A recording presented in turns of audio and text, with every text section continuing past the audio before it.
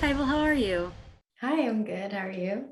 I'm doing great. I really enjoyed The Girl Who Loved Horses.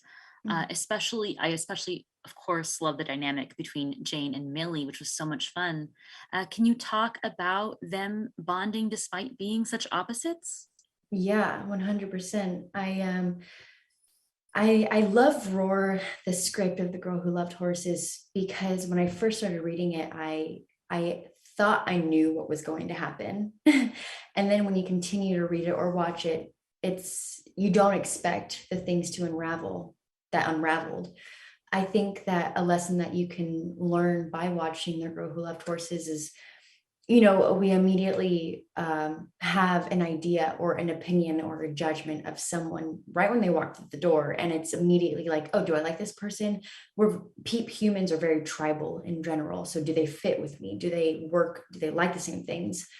And I think that Jane and Millie, Jane growing up with Millie in the same town, but not really getting along because Jane already thought that they didn't have things in common.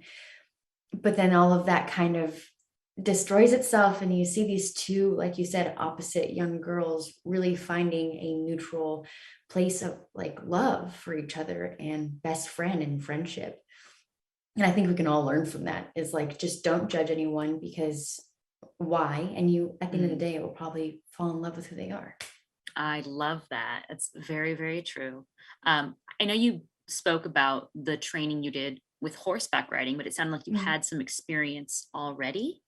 Do you Yeah. have a love of Westerns? Were there any that inspired you in taking on this role? I love your cacti. It seems very Western. Thank you. Yeah, I live in the valley.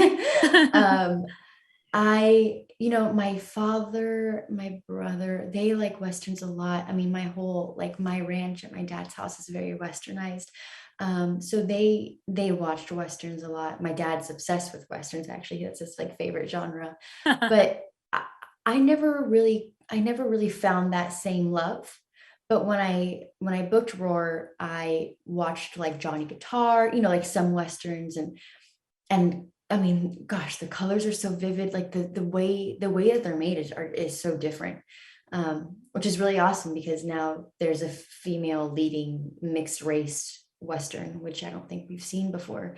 But no, I don't think that I haven't found that love of Westerns, but Roar I really love. So Yeah, exactly. Now Roar is going to give you that. Exactly. exactly.